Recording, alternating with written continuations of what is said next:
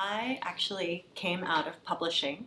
I'd been an English and French major in undergrad, um, knew I loved to write, didn't really know where I wanted to take that, went into publishing, was working downtown when 9/11 happened, actually. I saw the second plane hit from my bedroom window and then went to work because none of us knew what to do. And at that point, I'd been getting a little frustrated. I felt a little stuck. I knew I wanted to do something different, something that felt more immediately relevant to the world that I was in. So I ended up applying to Columbia. I did not think I would get in. And I applied as a part-time student. I did not quit my day job. And I completely fell in love. I fell in love with the coursework. I fell in love with narrative journalism. Basically, this whole other world opened up for me that I didn't see coming. The teachers were fantastic. My first class here was with Dale Maharidge, who has become a colleague and actually my best friend. And I remember he edited a story of mine at 4 a.m. when he was at a diner in Iowa, and it ended up running on the front page of the Washington Post outlook section. And I had never published anywhere, and really, I hadn't believed that I could until I was pushed in a good way. I had my butt kicked and I was pushed, and it really made all the difference. I had some great literary narrative classes here, which really pushed the idea of how I saw journalism, having not been exposed to much narrative long form earlier in my life. I mean, when I thought of news, I thought of the AP, which has a very important role to play, but beyond breaking news, there's just an entire world of literary work, investigative work, and having all those things collide during my time at the J School, again, just broadened my horizons a lot and shaped what I still do now.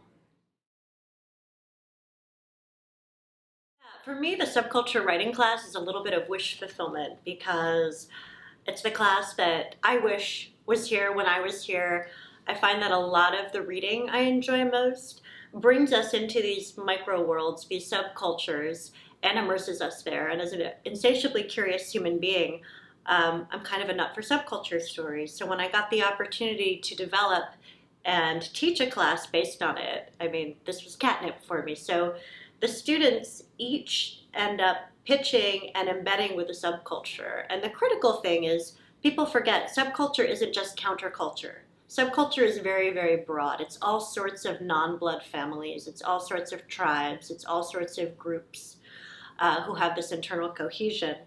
And each of the students will end up picking a group, embedding in that group, and doing 3 deep drafts of a story based on that group. And the challenge is always, we like to take things that people from the outside might find sensational and say, oh, this group is so strange to me. And in a weird way, bringing it close, making it mundane in a strange way is part of the gift of this kind of writing, in that we want students to go really, really deep and make groups feel relatable to people who may have never encountered them before. So that's a tall order to do in one short class, but it's one of my favorite things that I teach here, and I'm looking forward to doing it again this fall. Yeah, so I got really lucky. My passion as a writer, I've always been obsessed with long-form narrative. I've always been obsessed with subcultures, these kind of non-blood families that form sometimes around shared interests, sometimes around adversity. They coalesce all over the place. But I'd been covering startups and actually a little bit miserable doing that. I had a column called Start for the New York Times. I was an editor at Fortune Small Business, and seeing how the economy was failing so many people and how, in my mind, this gospel of startups are going to save us all was really not coming through. And then I'd been reading a little bit about working in an Amazon warehouse, and I'd heard about this program called Camper Force that hired people, mostly retirement age people, to come do the pick and pack labor in the warehouse. And a lot of it was branded as, hey, these are Amazon's elves, for Santa's elves for the holidays, it's so much fun. When in truth, this was really hard labor, and much of the population doing it didn't have another choice. So when I heard about all that, I ended up pitching it to Harper's Magazine. It ended up running as a cover story. Back then, when I wanted to report, I really only had a tent. When I got a book deal, I went and bought a 20-year-old camper van, which I named Halen, And Halen and I hit the road on and off for about 3 years. We followed a woman named Linda May as she went and did a lot of work. She lived in a 12-foot camper called the Squeeze In because she could barely squeeze in. But I followed her all over the country. I went undercover at Amazon's Camper Force program and also at the sugar beet harvest in North Dakota, and basically wove together all of these experiences into this book called Nomadland, which, and this is pretty crazy, is coming out as a film. It was optioned by Frances McDormand, so it's starring her, David Strathairn, and also two people from the book, Linda May and Swanky Wheels, along with, as extras and small speaking parts, about 40 people from the book and the world of the book. So this was a crazy situation where, as a journalist, it's difficult. We don't get to pay people for their stories. We're there in their lives. It's a very intense relationship. And then we all move on. But in this case, we all got to circle back around, and all these people got paid. And watching how this intersected with and impacted and celebrated their lives was actually really exciting for me, and it took it into a different space beyond what I usually get to do as a journalist. So we're in post-production now, and it's supposed to come out in fall 2020, fingers crossed. And I'm an extra, so hopefully at least the camper van will show up in it, even if I'm on the cutting room floor. There's no really good trick apart from time, and a lot of time. And I'm not good at putting on someone else's attitude. I mean, I remember Linda May, the main person from Nomadland, jokes that someday she will write a memoir called Can I Pet Your Dog? Because I think that's how I first approached her, is asking if I could pet her dog. There were other people I met who were very, very skeptical when I went out there, and they said, you're going to portray us, so you're the journalist, you're going to portray us as a bunch of homeless vagabonds, I don't want to talk to you.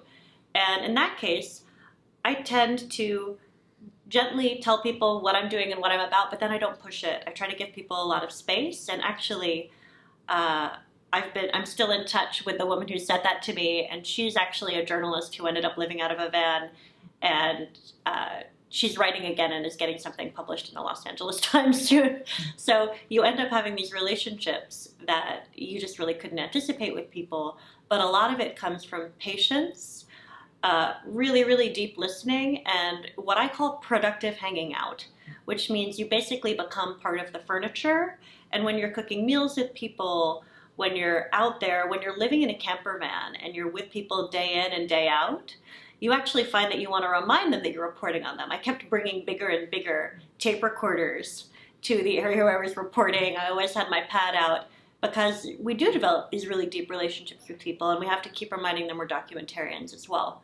But I find, in terms of what you can do with your writing when you've spent that quality of time with people, when you're doing immersion journalism, you're just really in it.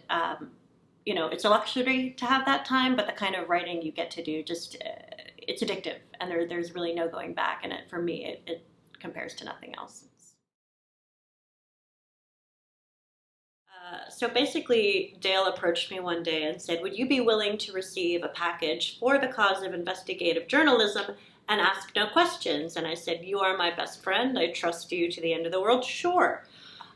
What neither of us knew at the time was that the package was from one Edward Snowden. When it arrived on my doorstep, the address said B. Manning, a reference to Chelsea, then Bradley, which was very, very cryptic.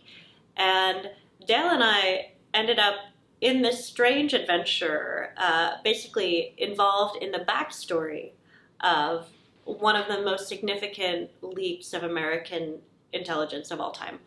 And what fascinated us is there was so much of the story that was told as kind of a crypto spy story. And for us, having seen the backlot, a lot of it was incredibly analog. It was about trust and the importance of human relationships and human networks in this age of pervasive digital surveillance. So this is a story we're excited to tell. We did write about it for Harper's. We've expanded that into this book for Verso, and we feel like particularly now, as Trump is threatening to roll back some of the reforms that were enacted after the initial Snowden disclosures, with Assange facing, with Assange being indicted. It's just a really challenging time for journalism, and we feel like it's a very important time to stand up and talk about how trust matters, and to also just show solidarity with all sorts of people doing investigative work.